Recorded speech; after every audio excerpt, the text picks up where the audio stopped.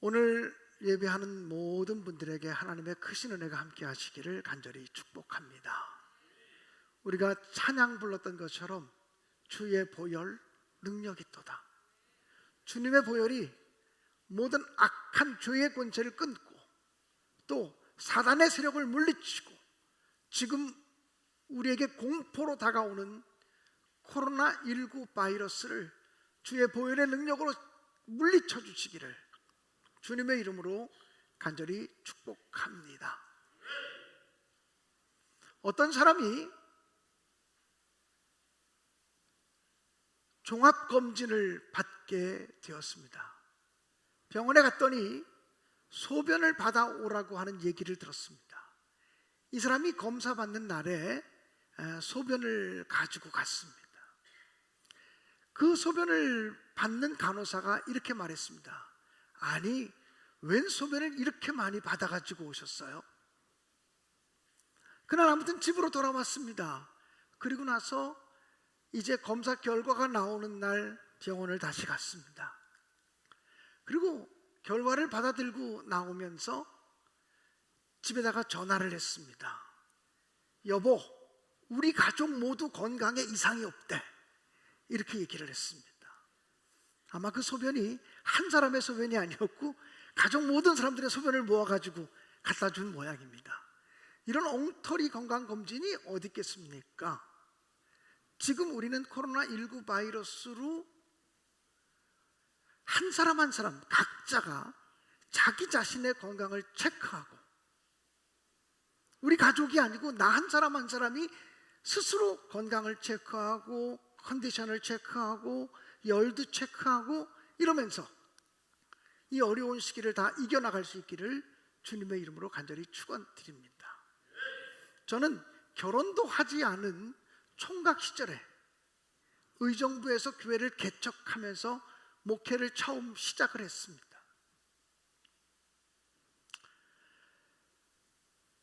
개척교회를 시작하기 전에는 서울에 비교적 제법 크다고 하는 교회에서 교육 전도사를 하면서 많은 사역자들과 함께 일을 했고 많은 교사들과 함께 일을 하면서 정말 신나게 하나님의 일을 했습니다. 그런데 개척을 시작하면서부터 모든 것을 혼자 해야 되는 것입니다. 교인이 한 사람도 없었기 때문에 교회 청소도 내가 해야 되고 주보도 내가 그 당시에는 타자기도 없었습니다. 그냥 다 일일이 써서 복사를 해야 됐었습니다. 그리고 전도를 나가도 혼자 나가야 됐고, 그리고 신방을 해도 신방대원이 아무도 없고 혼자서 신방을 해야만 했었습니다. 집에 들어와도 아무도 저를 위로해 줄 사람도 없고 저와 함께 할 사람은 아무도 없었습니다. 그러다 보니 주님이 물론 늘 함께 하시고 늘 곁에 계시지만 늘 외롭다고 하는 생각이 들었고, 내가 이렇게 동떨어져 있구나, 사람들로부터 떨어져 있구나라고 하는 것 때문에 사람들이 나를 기억하고 있을까? 이 김광현이라는 사람을 지금도 사람들이 기억하고 있을까? 이런 생각이 들기도 했습니다. 개척하던 그해 12월 달 크리스마스 카드를 받게 되었습니다. 지금 서초구에서 목회하는 선배 목사님으로부터 크리스마스 카드를 한 장을 받았는데요, 보통 성탄 카드에 대충 이런 얘기 쓰지 않습니까? 기쁜 성탄 되시기 바랍니다, 뭐 은혜로운 성탄 되시기 바랍니다, 아니면 새해 복 많이 받으세요, 뭐 이런 문구가 쓰여져 있지 않습니까? 근데 그분은 저에게 성탄 카드를 보내면서 성탄 인사, 새해 인사 이런 거 하나도 없었습니다. 아주 짧게, 아주 짧은 문장 하나가 기록되어져 있었습니다. 그 문장은 뭐였냐면, 전도사님, 제가 늘 기억하고 있습니다. 전도사님, 제가 늘 기억하고 있습니다.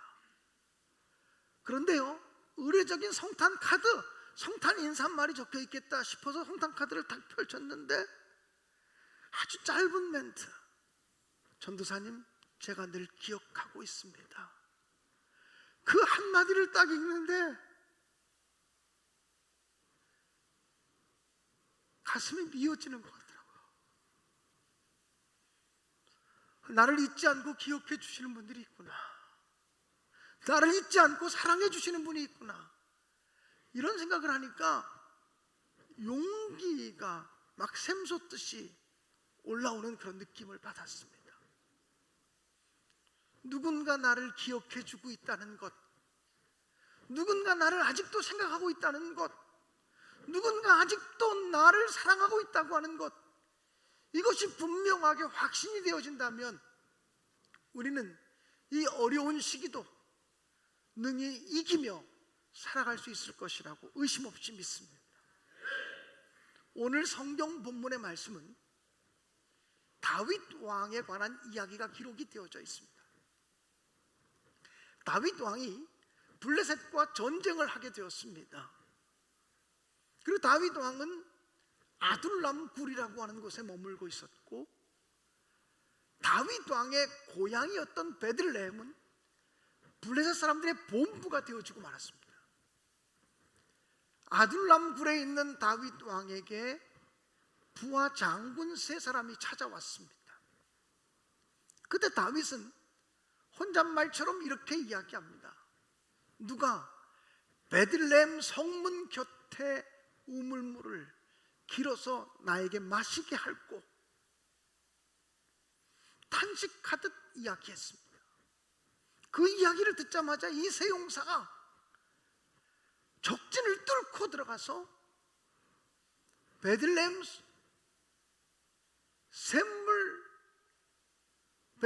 성문 곁에 있는 우물물을 떠다가 다윗 왕에게 바쳤습니다. 근데 다윗 왕은 그 물을 마시지 아니하고 쏟아부었습니다.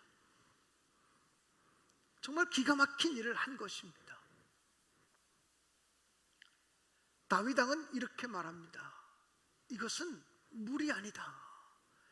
이것은 내 부하들이, 내 부하 장군들이 목숨을 걸고 떠온 피와 같은 거다. 이 피와 같은 것을 어찌 감히 내가 마실 수 있겠느냐. 이거는 하나님이 받으셔야 합당하다. 그리고 하나님께 쏟아 부어 드렸다는 것입니다. 오늘 이 성경의 이야기를 통해서 오늘 우리들에게 주시는 주님의 음성이 무엇일까를 한 주간 내내 묵상을 했습니다.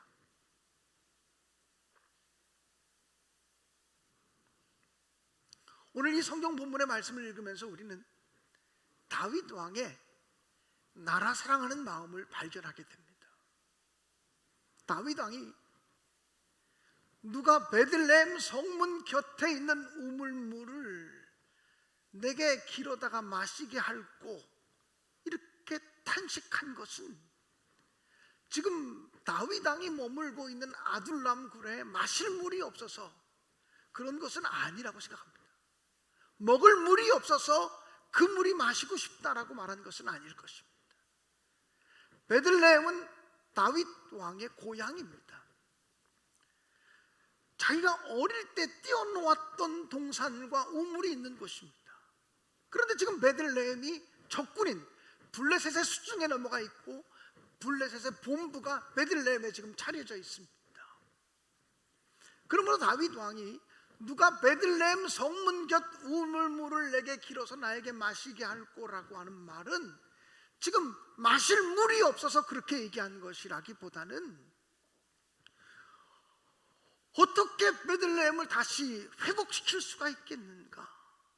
어떻게 우리 이스라엘 군사들이 다시 공격해서 베들레헴을 되찾아올 수 있겠는가라고 하는 탄식이고, 나라의 영광을 회복하고 싶은, 하나님이 이스라엘 백성들에게 허락하신 그 영광을 회복하고 싶은 마음에서 탄식을 한 것이라고 이야기할 수 있습니다.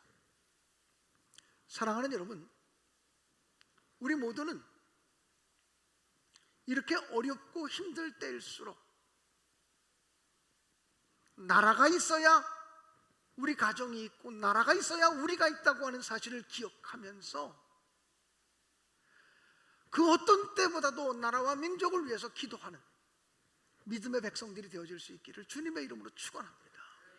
하나님, 이 코로나19 바이러스로 인한 공포와 이 모든 두려움이 속히 사라지게 하시고 이 사태가 속히 종결되게 하시옵소서. 하나님, 이번 기회를 통해서 신천지라고 하는 사악한 집단들의 정체가 드러나게 하시고, 주님이여, 우리나라뿐 아니라 온 세계에 코로나 바이러스로 인해서 고통당하는 자들을 위로하시고 그들을 붙드시고 하나님 책임져 주옵소서라고 기도할 수 있게 되어지기를 주님의 이름으로 축복합니다.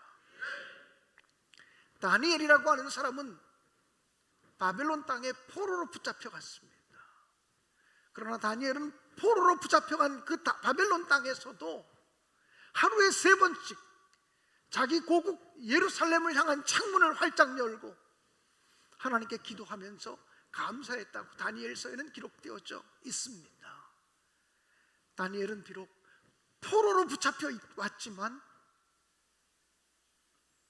자기 나라, 자기 민족을 위해서 하루에 3번씩 간절한 마음으로 기도했다는 것입니다.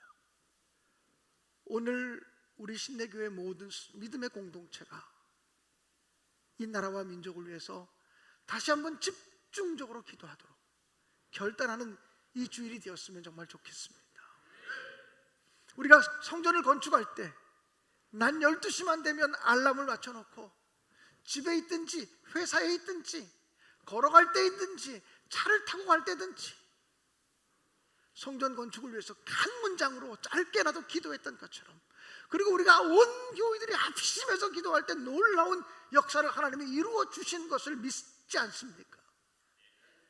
우리 모든 교우들이 오늘부터 다시 12시, 낮 12시에 시간을 정확하게 맞춰놓고 12시 알람이 울리면 이 나라의 민족을 위해서 같이 합심해서 기도했으면 좋겠습니다. 길지 않아도 좋습니다. 온 성도들의 마음이 하나가 되는 것이 중요함을 믿습니다. 우리의 기도가 하나가 되어서 하나님께 상달되어질 수 있기를 주님의 이름으로 간절히 축복합니다.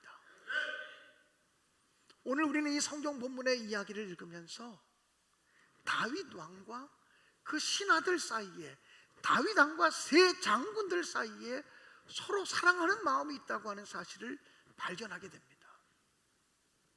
여러분, 이 세 장군은 자기들이 섬기는 다윗 왕이 베들레헴 성문 곁 우물물을 누가 길어 나로 마시게 할꼬 라고 하는 그 소원의 마음을 들을 때에 즉시 행동했습니다. 지금 다윗이 있는 아둘람 굴에서부터 베들레헴까지는 20km입니다. 그리고 베들레헴은 적어도 아둘람 굴보다는 해발 고도가 500m쯤 더 높은 곳에 있습니다. 그리고 지금 저기는 적군의 본거지이고 수비대가 쫙 둘러싸 있습니다. 그런데 이 3명의 장군은 목숨을 걸고 가서, 성경을 보면 충돌했다 그랬어요. 적진을 뚫고 들어갔다 그랬어요. 얼마나 위험한 일입니까? 아니 고작 물 한 그릇 떠다 주려고 그렇게 하나? 이런 생각이 들 정도로 무모한 행동을 했습니다. 그리고는 베들레헴 성문 곁에 있는 우물물을 떠가지고 와서 자기들의 주군인 다윗에게 바쳤습니다. 지도자 사랑하는 마음이 없었다면 이렇게 행동하지는 못했을 거라고 생각합니다. 여러분, 우리는 우리의 왕 대신 예수 그리스도를 위해서, 만왕의 왕이신 예수 그리스도를 위해서 그렇게 행동할 용의가 있으십니까? 주님의 명령이 아니라 주님의 소원에 움직일 수 있는 결단력이 있습니까? 주님의 소원의 마음을 깨달으면서 행동하고 움직이고 그리고 실천할 수 있겠습니까? 사랑하는 여러분, 다윗 왕은 신하들이 떠온 그 물을 받자마자 벌컥벌컥 마시지 않았습니다. 그것을 쏟아부었다고 성경은 그렇게 기록하고 있습니다. 아니 어떻게 떠온 물인데 그것을 쏟아붓습니까? 다윗은 이렇게 얘기합니다. 이것은 물이 아니고 피다. 내가 내 말 한마디 때문에 부하들이 이렇게 고생할 줄 모르고 이렇게 목숨을 걸고 희생을 각오하면서 이렇게 행동할 줄 모르고 내가 그렇게 했으니 내가 잘못했다고 생각합니다. 다시는 그렇게 하지 않겠다는 의지를 표명합니다. 다시 말하면 다윗 왕은 그 부하들이 목숨을 걸고 떠온 물을 쏟아 부음으로써 물은 버렸지만 관계를 얻었습니다. 내가 이 물보다 너희들을 더 사랑해. 내가 이 한 모금 물보다 너희 제자들을 내가 더 사랑해. 너희 장군들을 내가 더 사랑해. 이런 다윗의 마음, 지도자가 백성 사랑하고 지도자가 부하 사랑하는 모습을 성경을 통해서 발견하게 된다는 것입니다. 다시 말씀드리면 서로 사랑하는 마음이죠. 여러분, 저는 지난번 새벽 기도회를 드릴 때 그런 이야기를 했습니다. 제가 이 교회 담임 목사이고 우리겐 부목사님도 계시고 전도사님들도 계십니다. 전도사님들이 또는 부목사님들이 담임 목사에게 순종하는 것은 지극히 당연하다고 생각합니다. 그런데 담임 목사인 저도 부목사님들에게 순종해야 되고 담임 목사인 저도 전도사님들에게 늘 순종해야 된다고 생각하며 저는 목회합니다. 왜냐하면 성경은 피차에 복종하라고 가르치고 있기 때문입니다. 피차에 복종하라. 방금 전 우리 조용태 간사가 찬양을 하고 있는데 어떤 분이 문자를 보내왔습니다. 도대체 찬양하는 사람이 누군데 저렇게 은혜롭게 찬양을 합니까? 읽어보진 않았지만 유튜브 영상을 저도 틀고 있기 때문에 문자가 딱 뜬 걸 보면서 그렇게 느꼈습니다. 제가 조용태 간사님이 찬양 리더지만 저는 늘 제가 어떻게 해야 되냐고 묻습니다. 어떻게 하는 게 좋겠냐고 묻습니다. 왜냐하면 제가 저분에게 순종하려고 하는 마음이 있기 때문에 그런 겁니다. 목사가 장로에게 순종하려는 마음이 있고 장로가 목사님에게 순종하려는 마음을 갖고 이래야 하나님의 교회가 세워질 수 있다고 저는 분명히 믿습니다. 여러분, 제가 아주 예전에 읽었던 책에서 나오는 이야기인데요, 한 15년 전, 20년 전쯤에 마음을 여는 101가지 이야기라는 책이 나온 적이 있습니다. 1권, 2권, 3권, 3권의 책이 나왔습니다. 제 기억엔 아마 1권에서 읽었던 이야기인 것 같은데 유대교적인 전통을 가진 이야기입니다. 어떤 마을에 수도원이 하나 있었습니다. 그 수도원에 예전에는 찾아오는 사람이 너무나 많았습니다. 중세기에 그 수도원은 명망 있는 수도원이었고 그리고 이름난 수도원이었고 영향력 있는 수도원이었습니다. 그러나 17세기, 18세기, 19세기를 거치면서 세속화의 물결이 몰려오고 포스트 모더니즘 이런 것들이 몰려오면서 또 이성의 시대가 밝아오면서 사람들이 더 이상 수도원을 찾아오는 사람이 없게 되었습니다. 그래서 수백 명의 수도사가 함께 수도하던 그 수도원은 다 떠나버리고 이제는 5명밖에 남지 않았습니다. 5명의 수도사가 남았는데 그것도 한 사람을 제외하고는 모두가 70 넘은 노인들이었습니다. 이 수도원의 운명은 보나마나 뻔합니다. 이제 얼마 지나지 않으면 문을 닫을 것입니다.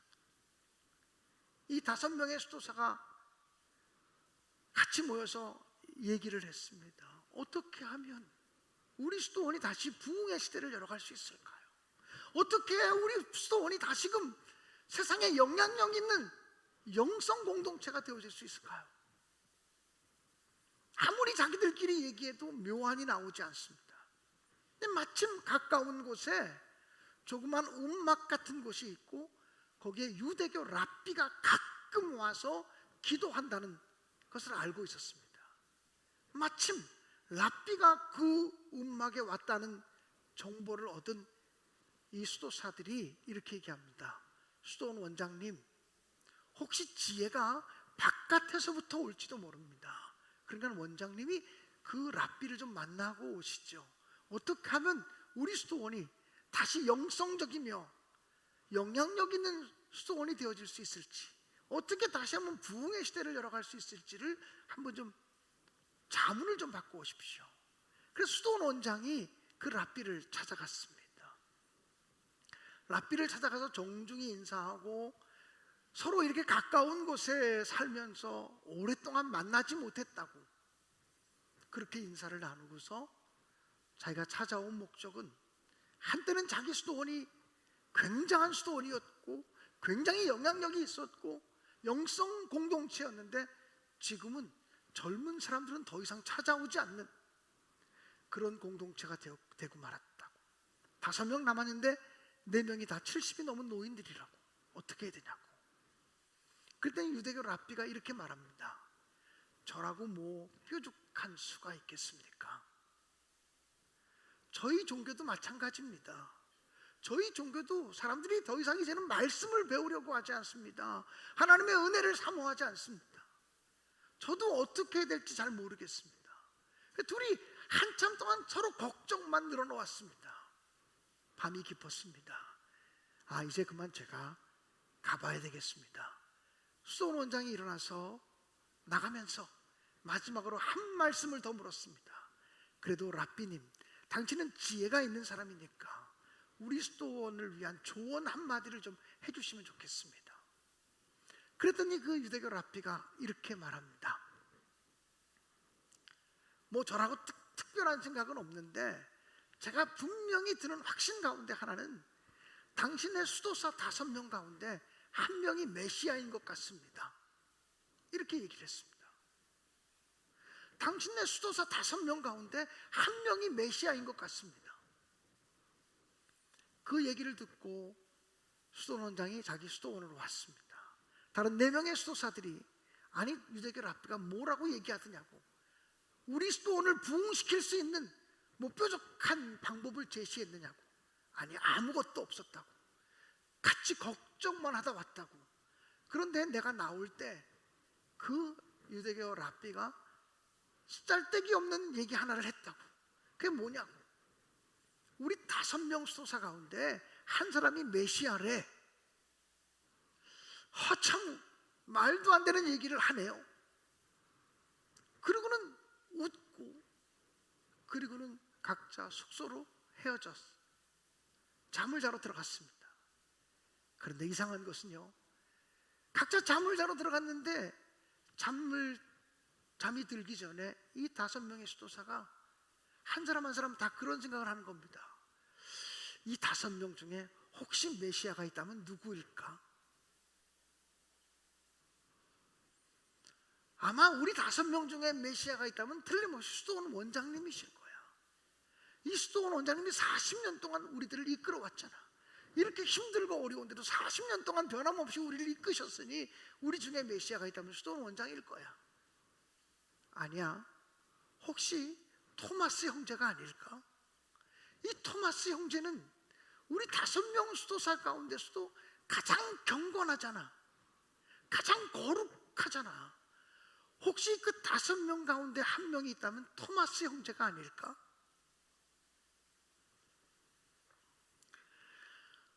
아마 그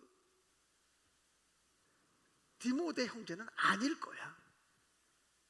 그 사람은 사사건건 시비를 걸고 변덕스럽고, 아마 틀림없이 우리 5명 가운데 메시아가 있다면 디모데는 아닐 거야.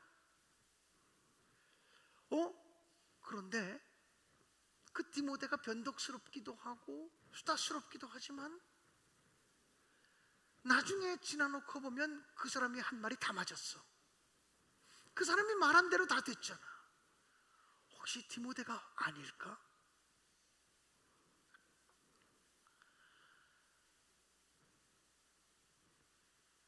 그러면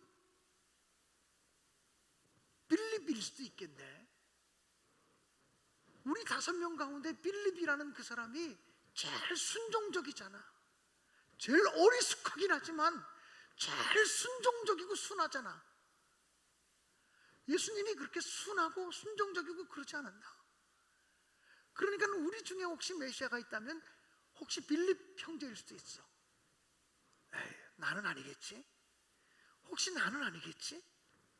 그리고 5명의 수도사가 다 똑같은 생각을 각자 상상의 나래를 펼치는 겁니다. 근데 그 다음 날부터 이상한 일이 생겨지기 시작합니다. 5명 중에 어떤 사람이 메시아일지도 모른다고 하는 생각을 가지니까 한 사람 한 사람을 조심스럽게 대하기 시작하고 존중하기 시작하고 사랑하기 시작합니다. 혹시 나 자신일 수도 있다는 생각을 하니까 나 자신에 대해서도 절망적인 생각을 가지지 않습니다. 나 자신에 대해서도 낙심하지 않습니다. 나 자신을 소중히 여기고 존중히 여기는 마음을 갖게 됩니다. 그 수도는 산속 깊은 곳에 있었지만 가끔 젊은 사람들이 데이트하다가 경치 좋네, 그리고 그 경내에 들어와서 놀다 가기도 하는 장소입니다. 그런데 얼마 지나면서부터 사람들 사이에서 입소문이 퍼집니다. 이상해. 그 수도원에 가면 수도사들이 많지도 않은데 4-5명밖에 되지 않는데 그 수도사들 사이에 우리가 알 수 없는 거룩함이 있어. 그 4-5명 사이에 우리가 알 수 없는 진지함이 있고 사랑이 있고 존중이 있고 배려가 있어. 우리는 그렇게 살지 못하잖아. 내 생각과 다르면 판단하고 정죄하고 심판하고 손가락질하고 그러잖아. 근데 거기 가보면 눈빛만 봐도 알 수 있어. 그 사람들이 얼마나 서로 사랑하는지, 그 사람들이 얼마나 서로 존중하는지, 그 사람들이 얼마나 서로 배려하는지, 얼마나 높여주는지 눈빛만 봐도 알 수 있어. 이게 입소문을 타고 퍼져갑니다. 시간이 점점 지나면서 많은 사람들이 그곳에 구경을 오기 시작합니다. 어느 날 젊은이 몇 사람이 우리도 이곳에서 수도할 수 있습니까? 우리도 이곳에서 배울 수 있습니까? 얼마 지나서 또 다른 사람들이 와서 우리도 이곳에서 배우고 싶다고 많은 사람들이 몰려오기 시작합니다. 그래서 다시 한번 수도원 부흥의 시대를 열게 되었다고 하는 이야기입니다.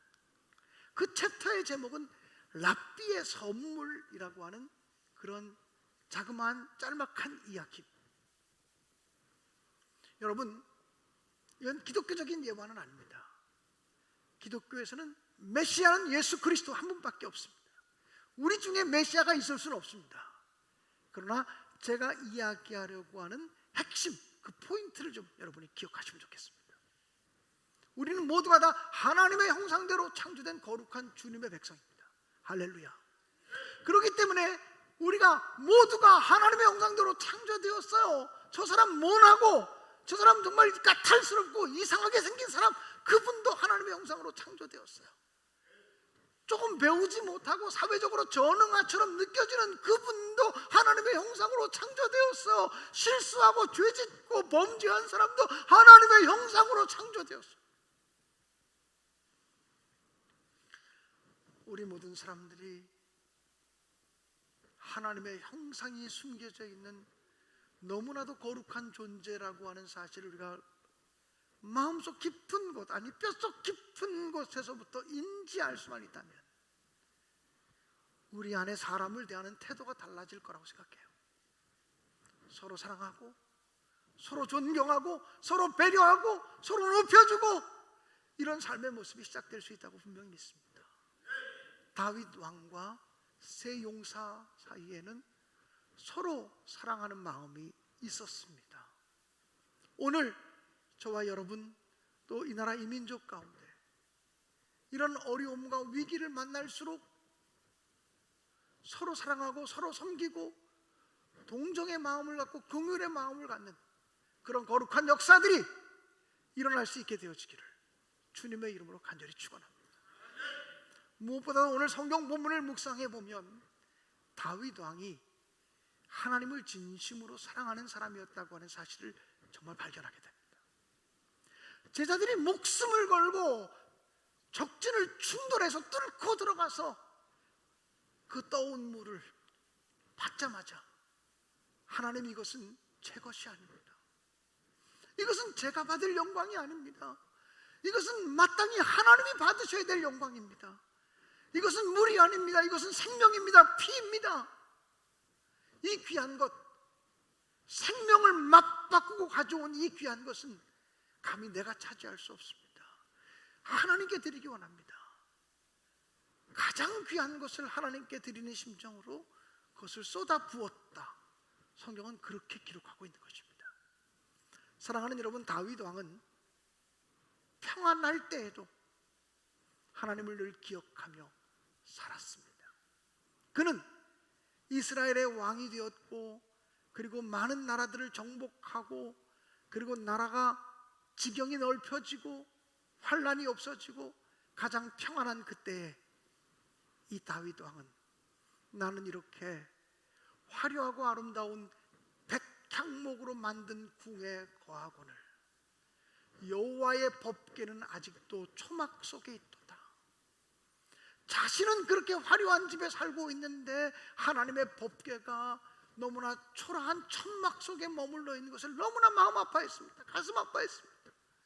하나님이 더 귀한 자리를 차지하셔야 되는데, 하나님이 더 좋은 곳을 차지하셔야 되는데 내가 이렇게 좋은 자리를 차지하고 있다니. 그는 가장 평안할 때도 주님을 첫 자리에 모시기를 원하는 신앙으로 살았습니다. 그런데 다윗의 삶을 보면 고난받는 시절이 많았습니다. 고통받는 시절이 얼마나 많았는지 모릅니다. 절망스러운 순간, 나와 사망과의 사이는 한 걸음뿐이니다라고 얘기할 만큼 죽음의 공포를 느끼며 살았던 순간들이 얼마나 많은지 모릅니다. 나의 하나님, 나의 하나님, 어찌하여 나를 버리시나이까 라고 탄식할 만큼, 그렇게 절규할 만큼 힘든 사망의 음침한 골짜기를 지나가며 살아갔던 사람이 다윗입니다. 그런데 그는 그런 사망의 음침한 골짜기를 다니는 것 같은 절망의 순간을 만날 때에도 나의 소망은 주께 있나이다. 나의 소망은 오직 주님께 있습니다. 내가 누구를 바라리요? 내가 누구를 바라보리요? 주님이 나의 힘이십니다. 주님이 나의 소망이 있습니다. 주님이 나의 산성이 되시는 분이십니다. 주님이 나의 모든 것이 되십니다. 주님은 나의 반석이 되시는 분이십니다라고 고백하는 모습을 성경을 통해서 우리는 확인할 수가 있지 않습니까? 사랑하는 여러분, 우리 아무리 힘들고 아무리 어려워도 나라 사랑하는 마음 잊어버리지 맙시다. 아무리 힘들고 아무리 어려워도 서로 사랑하고 서로 존경하고 서로 배려하고 서로 높여주고 서로 복종하는 그런 믿음의 공동체를 이루어갈 수 있게 되어지기를 주님의 이름으로 간절히 축복합니다. 사랑하는 여러분, 다윗 왕처럼 평안할 때에도 오직 하나님, 힘들고 어려울 때도 나의 소망은 주님께 있습니다. 주님만이 나의 힘이고 주님만이 나의 소망이시고 주님만이 나의 반석이시고 주님만이 내가 의지할 분이십니다. 이렇게 고백하는 이 거룩하고 복된 주일이 되어지기를 주님의 이름으로 축복합니다. 나의 힘이 되신 여호와여, 내가 주님을 사랑합니다. 우리 힘차게 찬양할 수 있기를 원합니다.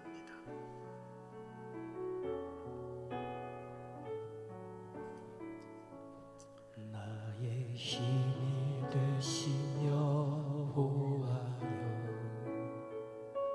내가 주님을 사랑합니다. 주는 나의 반석이시며 나의 요새시라. 다 함께 찬양합시다. 주는 나의 건지시는 나의 주, 나의 하나님, 나의 귀한 바위시오, 나의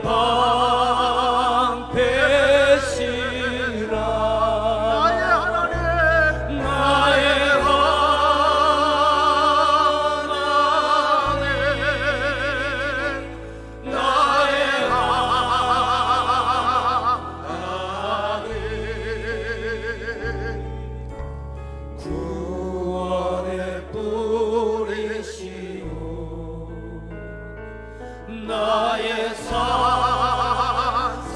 산성이 나의 힘이 되신 여호와여 나의 하나님 나의 하나님 그는 나의 여호와 나의 구세 다 함께 일어나서 한번 찬양할까요? 나의 힘이 되신 여호와여 힘이 되신 여호와여 내가 주님을 사랑합니다. 내가 주님을 사랑합니다. 주는 나의 반석이시며 나의 요새시라. 주는 나를 거지시는 나의 주 나의